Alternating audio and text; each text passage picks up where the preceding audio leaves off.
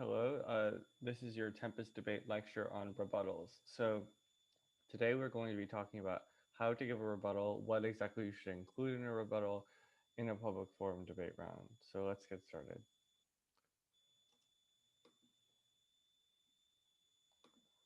So basically the gist of a rebuttal is that you should be making counter arguments to your opponent's case. So basically, you're attempting to contradict or disprove an argument by stating the opposite or showing some kind of proof that the opposite is true.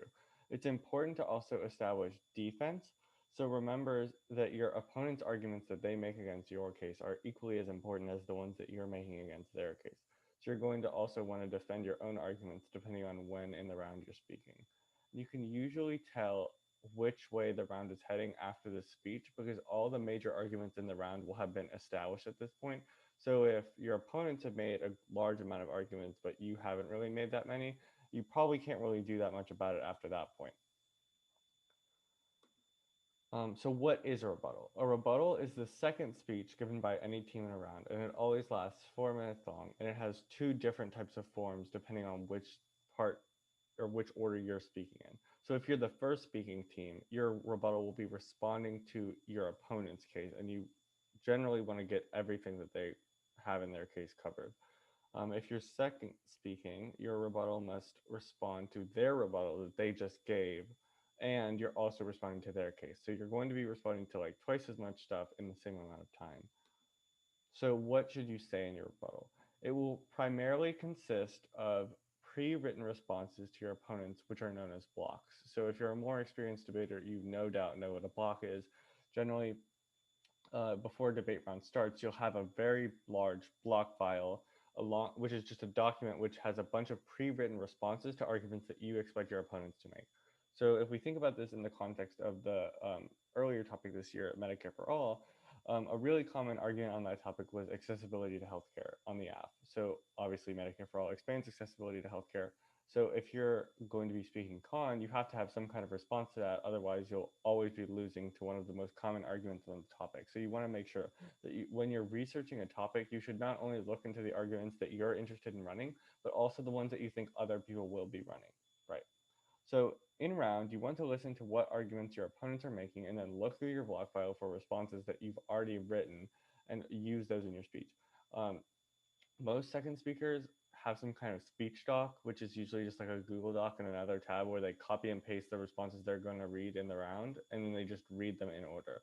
Because if you have this long block file with hundreds of different arguments and you have to keep scrolling through each one, there's no way you're going to be able to do that effectively. And then we're going to look at what if you don't have responses to an argument. So this is a pretty common occurrence, hopefully not too common, but it will come up more often than you want, but you shouldn't be afraid of new arguments, especially newer debaters. Just do not be afraid of new arguments, because I know that one thing a lot of people struggle with is that they get in this sort of debate flow where like you have to have a block to an argument, and the only way to respond is through this carded block that you've already written. When in real life, if you're arguing with someone, very rarely do you happen to have pulled up evidence in a pre-written response to what they're saying. But I'm sure that you've argued with someone before in your life, which is why you should probably just think about what they're saying logically and look at the flaws in it. And you want to identify also areas where that argument is similar to other arguments that you've heard. So if the link story is similar, but maybe the impact is different, so you think it sounds different, just read the blocks to the link that you already have. Or if there's an impact scenario that everyone's reading, but you don't really know what that link is, at least read the blocks to their impact. Um, Even if you can't find responses in your block file, you should just use your own general knowledge and expertise to pick up or pick apart your opponent's argument, because hopefully you know a lot about the topic if you've been working on it for a while. But even if you don't, just use logic. How to rebuttal. So your responses, generally you want to address all of their arguments, including like framework, impacts, things like that. Some cases will have like different structures, and you'll know when there's something important that's not a contention that you need to respond to. Generally, it's 2 to 5 responses per contention. Obviously, if they're running like a sole contention case, you could just dump as many responses as you have. Or if they have like 5 contentions for some reason, then maybe you can't fill that much time. But methods of attack. So we're going to be going through these in more depth. But essentially, A delink, a turn, an indict, and a non-unique are your main forms of attack. We'll go into the actual specific things in like what each one is in a moment. So types of responses. A turn, a response to an argument that actually means that you gain offense. So let's explain what that means exactly. So first, let's talk about offense versus defense because that was something that was in the lecture earlier that you might not know about. So essentially, offense is something in the round that is a reason why the judge would vote for you. So let's go back to Medicare for All, right? Let's say that you're AF and you're saying Medicare for All is good because it saves lives. That's a reason to vote for you, right? Um, so if you can provide some sort of evidence that you're saving lives or you're making a positive change, or if you're neg, if you're saying that the change is actively bad, then that would be offense. On the other hand, defense is a reason not to vote for your opponent. So let's say that you're neg on Medicare for All, right? So your opponent is saying that they're going to save lives through access. And then you provide some evidence that says that actually Medicare for All doesn't save any lives. So proving that just proves that their point is not true and that they're not doing anything good. But it doesn't actually prove that you're doing anything good. It doesn't really say anything about not implementing Medicare for All. It simply suggests that Medicare for All is not good. That would be defensive. So a turn is a response to an opponent's argument that proves not only that are they incorrect, it actually is bad. So one example is like the doctor shortage argument in Medicare for All.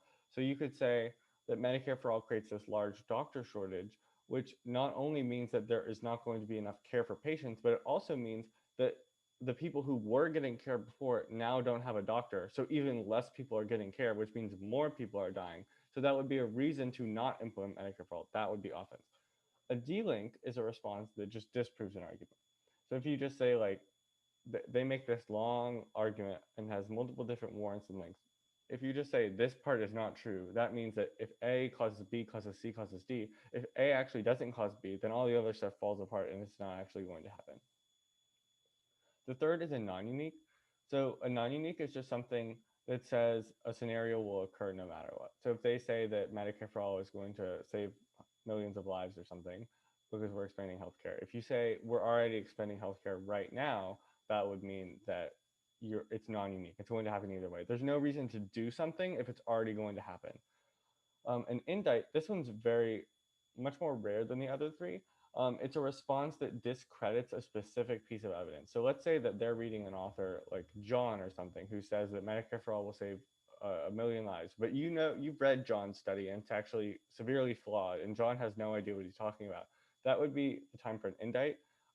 This is very rare. Generally, it only occurs when everyone is reading the same evidence on a topic, or so you've already prepared it ahead of time, or you're in a round and you like they read some evidence that just does not sound correct at all, and you call for it and it's completely bogus and you call it out. These are very rarely prepared ahead of time.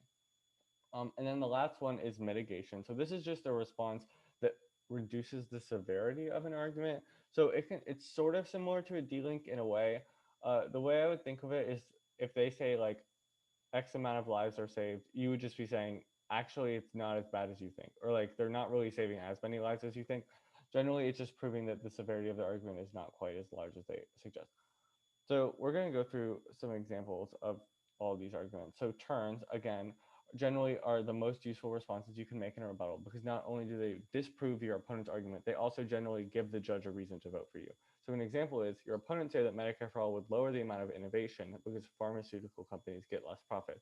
A turn to that would be that because drug prices are now lower, more people buy drugs and companies will make more money, which would increase innovation. So not only does innovation not decrease, it actually increases. The opposite is true. An example of a D-link. Again, D-links are generally really easy to make because they're very intuitive. They just say what they said is not true. You don't have to come up with this complicated, oh, not actually that, it's actually this. You just say that isn't true. An example, your opponent argues that Medicare for All causes a doctor shortage because of a decrease in revenue for doctors. A D-link would just say that doctors get paid the exact same amount of money. So that little part of their argument, the doctors getting paid less part, is not true. You took away that link, which means that their whole argument collapses. A non-unique is an argument that says that scenarios your opponents are describing would occur regardless whether or not their resolution was implemented. Um, this one's really common in terms of like climate change, because the climate change argument like as an impact, obviously it's a very massive impact, like like global extinction, really, like rising sea levels, stuff like that, millions and millions of deaths. Um, and typically, especially at an novice level, people just sort of say, "Oh, climate change is going to happen either way. We're over our 2 degrees Celsius brink or whatever," um, which is okay. But I really feel like you should card these responses better and like kind of explain why we're over the brink as opposed to just sort of asserting it, because oftentimes people just sort of make that assertion and it doesn't actually make much sense.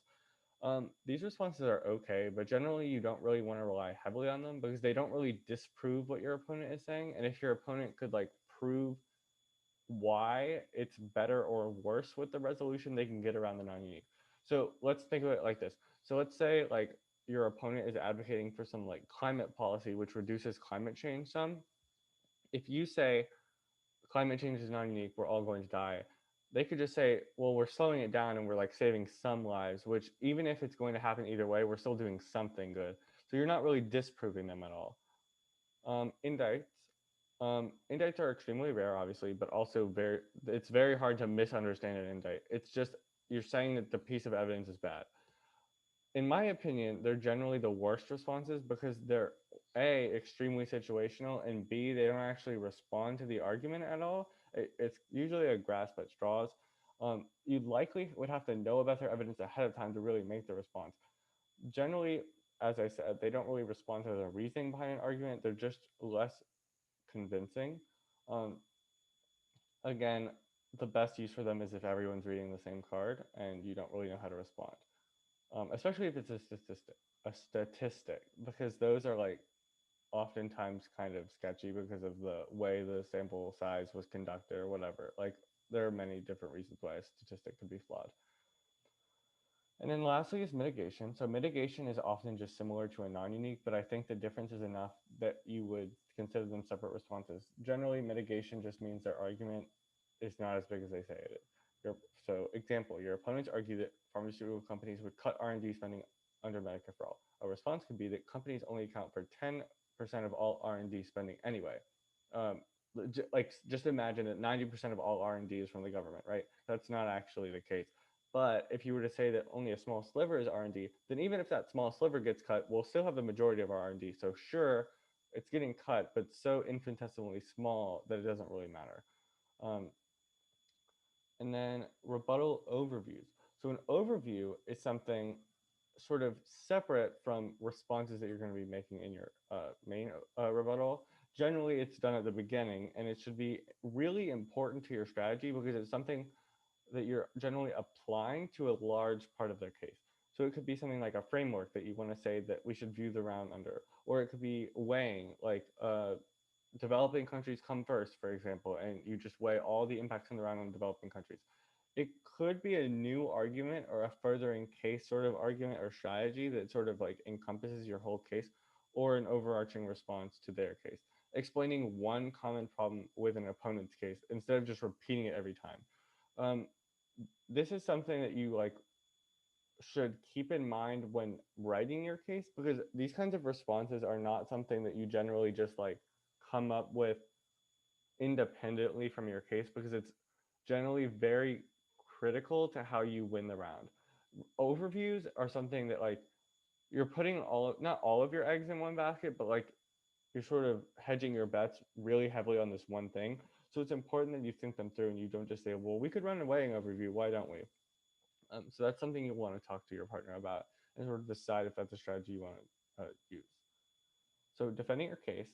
Um, so that's the part we haven't really talked about yet, because as you know, a big part of rebutting is rebutting and arguing against your opponent's case, but defending your own case is actually a huge part of it too, because if you're second speaking, it'll take up half your speech. So in second speaking rebuttal, you want to spend about half the time, 2 minutes, frontlining, which is just defending your own case. So you make an argument in your case, and then your opponent responds to it. Frontlining is when you defend against your opponent's response. So it's sort of the third step in the ladder. Um, and then you want to spend the other 2 minutes attacking your opponent's case. You're always attacking your opponent's case no matter what. Unlike when you're attacking your opponent's case, you generally don't need to like have specific types of responses. You're not usually turning your like a response to your case. Most the arguments that you're going to be making in your case should be strong enough that you are running them in your case, and you should have some knowledge of them considering that you're running them in your case, meaning that defending them should come fairly naturally, and you should probably know enough about it to be able to pick apart their responses with your own knowledge. Um, you're also going to be like using logic again. Generally, you should also be very familiar with the responses that people make. Um, if you think about it like this, on a block file, your opponents could run any argument under the sun on the topic, right? So you have to be prepared for a lot of different things. In comparison, you always know what you are running and you're very familiar with it, hopefully. And there are really only so many responses that can be made to your case that you should be prepared for most of them. Especially if you're running a stock argument, um, then you should, a lot of people should have like very similar responses. Of course, there also is like the concern that if you have a common argument, more people have been exposed to it, so maybe more things could have come up about it. But generally, there are like a few general responses that everyone is running. Um, yeah, so in addition, after using your case for a while, you'll probably notice that many people are just making the exact same responses. So you'll probably cut evidence to respond to those arguments, but sometimes you don't even need evidence, or you can just use evidence from your own case. It doesn't really matter. And then finally, some general tips overall. So you want to have a good mix of rebuttal types. You don't want to just have straight turns or non-uniques or D-links, because generally, if you have all turns, for example, they could read a D-link on their own case. That's pretty risky, but and it doesn't really happen often. I would say having straight turns is not horrible, but you want to mix it up because it makes it harder for them to respond. And if you can make their job harder, then it's better for you. Second is the signpost. So signposting, if you're not familiar, is just when you're telling the judge where you are on the flow and what argument you're talking about. So on their second contention, on their first warrant, 3 responses, something like that. Number of responses and have a logical flow to them. Yep, just like I was saying. Group responses. So if your opponent makes like 5 turns on your case, but they're all like the same link and just different impacts, there's no reason that you would repeat the same thing 5 times. So just say group all 5 of these turns, they have the exact same link, and then respond. Attack line by line. So honestly, this is something that comes down to personal taste. Some people really enjoy like picking apart every single warrant and every card and every sentence of a person's case. Other people like to just group their contention and like drop a bunch of responses that they pre-prepared. Um, Generally, I think it's nice to have kind of a mix of both, because if you get really bogged down in the details, it can be kind of hard to like get a better conceptual idea of where you are on the flow. Whereas if you just like kind of respond overarching responses to their case, sometimes it can get kind of lost in like the more nuanced arguments. Allocate a proper amount of time to each section, and you want to have about 2 minutes for each. Obviously, this differs if they're running like a huge case for whatever reason and they just have like a ton of arguments, or they like really undercovered your case or something. You can allocate differently. That's something that you get more used to with more debates. Write down a blurb sheet. You want to be writing down like the ideas that you have at, what I like to do is like as they're responding to my case, generally like in my brain, I start thinking of responses like as soon as I hear what they just said, and I don't want to lose them, because if I wait till the end of the rebuttal, I'll have like 20 responses they just made to my case that I'm going to have to remember what I was thinking, and I'll have to take the time to write it down, or just hope that I memorize it. Some of you might have a really good memory, but I recommend at least like writing a word or two to like generalize what the response was. Familiarize yourself with all the common arguments and have rebuttals written to all possible arguments. So make a block file. Organize your briefs and have cards ready to read. Again, a block file.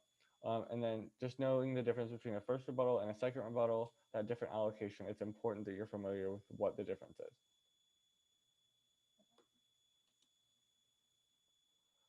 And that concludes the lecture on rebuttals. So if you have any questions, feel free to email the Tempus debate account, and we'll be happy to help you with anything you have. But good luck debating, everyone.